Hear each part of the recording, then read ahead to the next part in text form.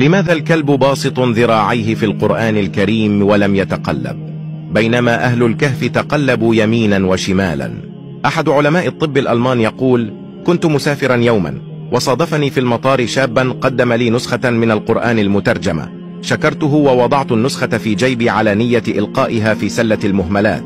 بعد أن يتوارى الشاب عني حتى لا أحرجه، نسى الطبيب النسخة في جيبه وصعد على الطائرة، وبسبب طول الرحلة والملل الذي يتخللها قال: أخرجت النسخة من جيبي عندما أحسست بوجودها، فتحتها فوقعت عيني على سورة الكهف، فبدأت أقرأ، ثم استوقفتني آيتين وهما: وتحسبهم أيقاظا وهم رقود ونقلبهم ذات اليمين وذات الشمال وكلبهم باسط ذراعيه بالوصيد لو اطلعت عليهم لوليت منهم فرارا ولملئت منهم رعبا.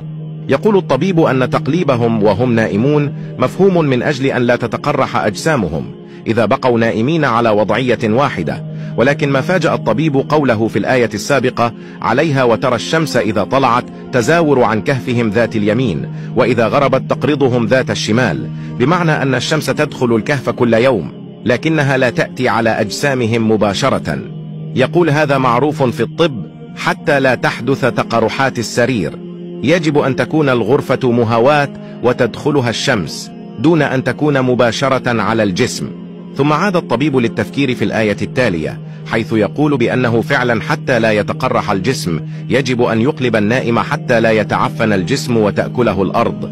لكن ما أدهش الطبيب أن كلبهم لم يكن يقلب مثلهم، إنما باسط ذراعيه على وضعية واحدة لمدة طويلة جدا، ولم يتقرح جسمه ولم يتعفن.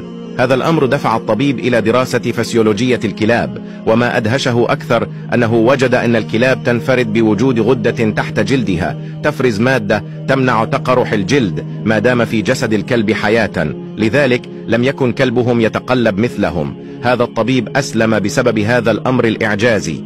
وما أدهشني أيها القارئ الكريم أن الطبيب من أول قراءة للسورة استوقفته أمور إعجازية ولم يمر عليها مرور الكرام كما نفعل نحن، وربما الكثير منا قرأ سورة الكهف آلاف المرات وأنا منهم، ولكن لم تستوقفه أمور إعجازية. الله سبحانه وتعالى أمرنا بأن نقرأ القرآن ونتدبره،